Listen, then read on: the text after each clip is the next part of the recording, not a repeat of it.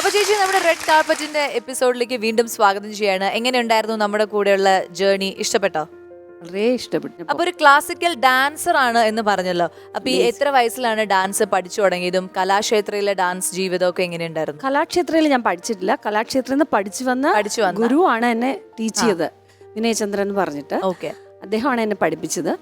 എൻ്റെ ഫസ്റ്റ് ഗുരു എൻ്റെ കുഞ്ഞമ്മയായിരുന്നു. കുഞ്ഞമ്മ, അമ്മയുടെ അനിയത്തി. അവരെല്ലാം എല്ലാവർക്കും ആർട്ട് ഫോം കുറച്ച് എല്ലാവർക്കും അറിയാം. അപ്പൊ അങ്ങനെ ആദ്യം ചെറുതിലേ തൊട്ട് അറിവായ കാലം തൊട്ട് എല്ലാവരും വീട്ടിലിങ്ങനെ ഡാൻസ് കളിപ്പിക്കുക, സ്റ്റേജിൽ പെർഫോം ചെയ്യുക, ദെൻ സ്കൂളിൽ എന്തെങ്കിലും ആനുവൽ ഡേ അങ്ങനെയൊക്കെ. ഈ സീരിയസ് ആയിട്ട് ക്ലാസിക്കൽ എല്ലാവരും ഈ കുട്ടിയെ ഡാൻസ് പഠിപ്പിച്ചൂടെ, ടാലന്റ് ഉണ്ട് എന്നുള്ളത് ആരോ പറഞ്ഞപ്പോൾ അങ്ങനെ ഒരു 11 ഇയേഴ്സിന് ശേഷമാണ് ഞാൻ ക്ലാസിക്കൽ പഠിക്കാൻ തുടങ്ങിയത്. പിന്നെ ക്ലാസിക്കൽ നിറയെ അബ്രോഡിലൊക്കെ പെർഫോം ചെയ്തിട്ടുണ്ട്. ഷോസ് എല്ലാം ഇന്ത്യൻ ആർട്ട് സൊസൈറ്റി അതിൻ്റെ ഇതിൽ പോയിട്ടുണ്ട്. ദെൻ ഇവിടെ നമ്മുടെ നാട്ടിൽ തന്നെ ഒരുപാട് സ്റ്റേജ് പെർഫോമൻസ് കൊടുത്തിട്ടുണ്ട്. കൂടുതലും കോൺസെൻട്രേറ്റ് ചെയ്യുന്ന ഭരതനാട്യം തന്നെയായിരുന്നു. അല്ല, ഭരതനാട്യം, കുച്ചിപ്പുടി, മോഹിനിയാട്ടം മൂന്നും ചെയ്യുമായിരുന്നു. അല്ല, ഫോക്കും ചെയ്യുമായിരുന്നു. അപ്പം സ്റ്റേറ്റ് ലെവലിലും കിട്ടിയിട്ടുണ്ട് അപ്പം പ്രൈസൊക്കെ. അത്രയും എന്ന് വെച്ചാൽ ഡെഡിക്കേഷനോടെ പഠിക്കുമായിരുന്നു. പിന്നെ ഇതെല്ലാം ആ സമയത്ത് തോന്നുന്ന ചെയ്യും. ഞാൻ പറഞ്ഞില്ല, ആ സമയത്ത് എന്ത് തോന്നണോ അതങ്ങ് ചെയ്യും. ഒന്നും പ്ലാനിങ് ഇല്ല. ഡാൻസ് നിർത്തിയിട്ടും ഒരു 30 years ഒക്കെ ആയിട്ടുണ്ടാവും. അതെ ആയിട്ടുണ്ടാവും. അതെ. അപ്പൊ ചേച്ചി എന്തായാലും ഇത്രയും ഡാൻസിനെ കുറിച്ചിട്ട് പറഞ്ഞ സ്ഥിതിക്കും നമുക്ക് ആ ഒരു കാര്യങ്ങൾ, ചേച്ചിയുടെ പെർഫോമൻസും ഡാൻസ് കണ്ട കാര്യങ്ങളൊക്കെ ഓർമ്മപ്പെടുത്താനായിട്ട് ഒരു അസല് മോഹിനിയാട്ട നർത്തകിയാണ് ഇന്ന് ഞാൻ ഇവിടെ ഇൻവൈറ്റ് ചെയ്യാൻ പോകുന്നത്. അപ്പൊ ആ പെർഫോമൻസ് കാണുന്നതിന് മുമ്പ് ചേച്ചിക്ക് ഞാൻ വേറൊരു പണി കൂടി തരുന്നുണ്ട്. കുഞ്ഞൊരു കുസൃതി ചോദ്യ സെഗ്മെന്റ്. ഓക്കെ, എന്നെ കൊണ്ട് പറ്റൂ. അതായത് ശ്രീജ ചേച്ചിക്ക് മാത്രമേ ഇത് പറ്റുള്ളൂ. അതുപോലത്തെ ക്വസ്റ്റ്യൻസ് ആണ്. റെഡി? യെസ്.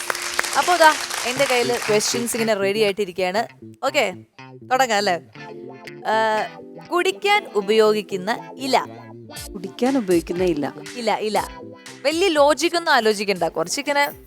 അതാണ് കുഴപ്പം. നമ്മൾ ഡെയിലി കുടിക്കുന്ന ഒരു സാധനമാണ്. ഇതിട്ടിട്ട് നമ്മൾ ഡെയിലി വെള്ളമൊക്കെ മെയിൻ ഉണ്ടാക്കുന്ന സാധനത്തിന്റെ ഒരു മെയിൻ ഇൻഗ്രീഡിയന്റ് ആണിത്. കൊത്തമല്ലി ഇല്ലയോ? കൊത്തമല്ലി ഇട്ട് നമ്മള് ചായ കുടിക്കില്ലല്ലോ. വേണമെങ്കിൽ കുടിക്കാം. ആണോ? പക്ഷെ കൊത്തമല്ലി അല്ല. ചായക്ക് എന്തിടും നമ്മള്? ചായക്ക് തുളസിയില. തുളസി അല്ലാതെ, തുളസി സൈഡല്ലേ. മെയിൻ ഇൻഗ്രീഡിയന്റ് എന്താണ്?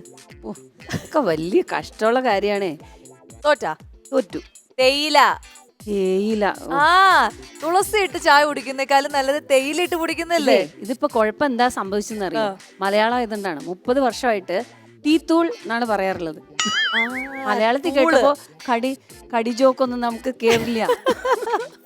അതാണ് ചേച്ചി തേയില എന്ന് പറയാറില്ല, ടീത്തൂൾ. അതുകൊണ്ടാണ് അത് പറ്റിയത്. പോട്ടെ, ഇനി അടുത്തത് അങ്ങനെയാണെങ്കിൽ ഒട്ടും പറയൂല. മാനിന്റെ പേരിൽ അറിയപ്പെടുന്ന വാനരനോ? വാനരൻ.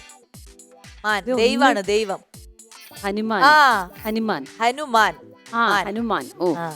അതാണ്. ഇനി പ്രത്യേക കോഡുള്ള കേരളത്തിലെ സ്ഥലം. കേരളത്തിലെ ഒരു സ്ഥലത്തിന് കോഡുണ്ട്, പ്രത്യേക കോഡ്. കോഴിക്കോടോ? അത് കറക്റ്റ് ആയിട്ട് കിട്ടിയല്ലേ? കറക്റ്റ് ആണ്. പക്ഷെ ചേച്ചി പറഞ്ഞത് കറക്റ്റ് ആണ്. പക്ഷെ ഞാൻ എഴുതിയതും കറക്റ്റ് ആണ്. കാസർഗോഡ്.